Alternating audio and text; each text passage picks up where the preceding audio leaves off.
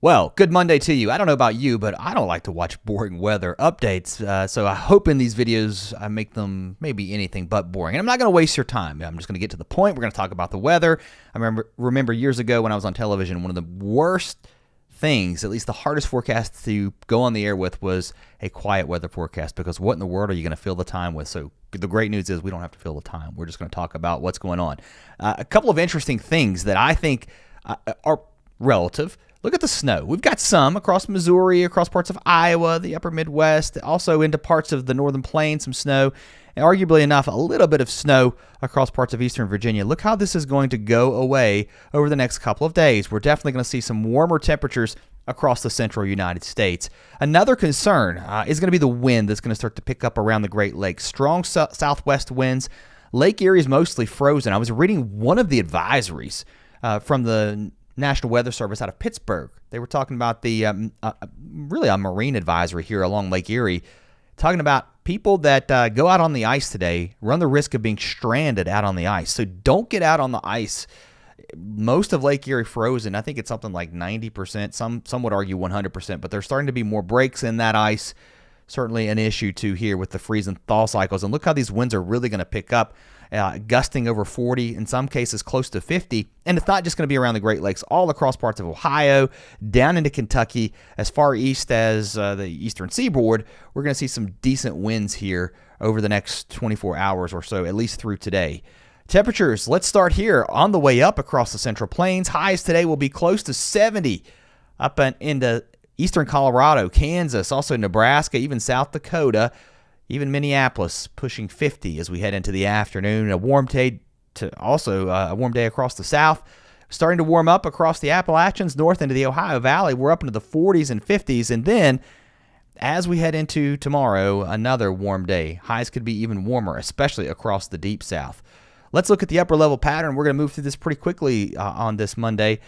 We've got a trough swinging through Florida. That's going to bring some much-needed rain to this area that's a little bit dry. So showers on the way today, and then there's the warm temperatures here. A weak trough swings through the northeast. That's going to bring a little bit of a cool down, some rain and snow showers. We'll look at that in just a second. And then a more significant wave as we head into Thursday and Friday. Now, beyond this, what happens? I'm interested in this upper low that's spinning into the far southwest. That's going to move east. My question is, that combined with this second system, is that going to produce some severe weather as we head into next week?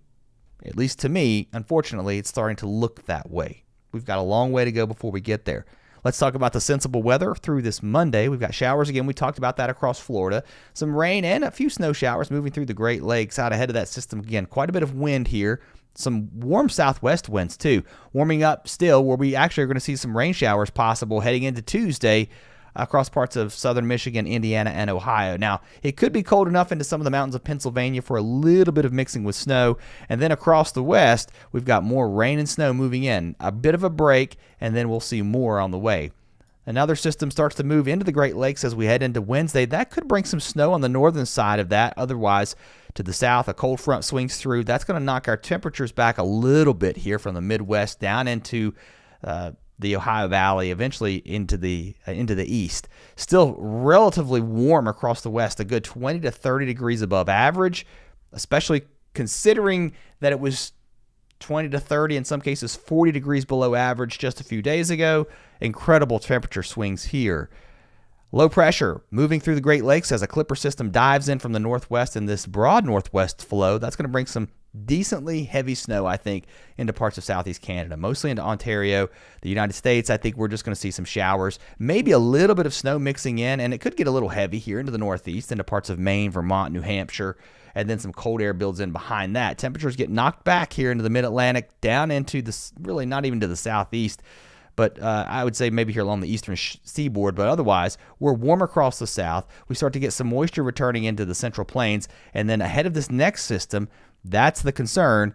Do we see enough of a trough building in to get some kind of severe weather outbreak? Still way too early to tell. Now you've got a bit of a trough swinging through. The GFS is a little more amped up with this system as we head into next week. It's got more of a negatively tilted trough as it swings through the Rockies, bringing some heavy rain and snow, and it really wants to wrap up surface low pressure. And to me, with more of a negatively tilted trough, now you got a strong jet swinging through. Do you get that severe weather that could be a little bit further to the north? Again, a long way before we get to this point, but it's something to be watching over the next couple of days.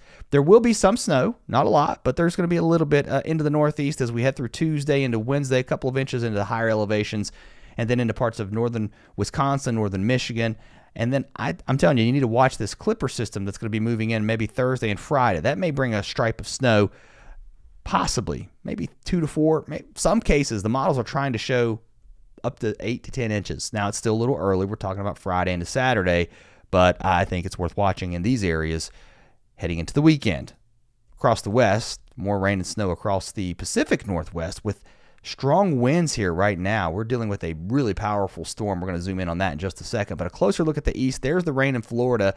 We start to dry out here as we head into now Tuesday, and there's the rain and snow into the northeast. The second batch moves in as we head into Wednesday across Michigan and then into parts of New York. Rain showers extending to the south into West Virginia, Kentucky, Tennessee, all the way down into Arkansas and Louisiana and Texas. They get lighter, though, across the south, not nearly as heavy.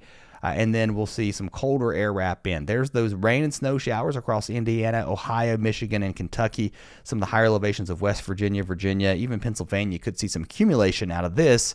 And then here comes the second system that, again, I think you watch this one. The European, not quite as far south. If you go over to the GFS, I think it's a little bit colder. The snow model output was certainly more, and that's because, again, it's a little bit further to the south. Still some time to go before we figure out where all this goes, but on the northern side of wherever this goes, there could be some accumulating snow. And does that put some snow into New York City? I don't know. Still early to tell. We're talking about Saturday, so I hope you'll come back, you'll subscribe, follow along, we'll track it together.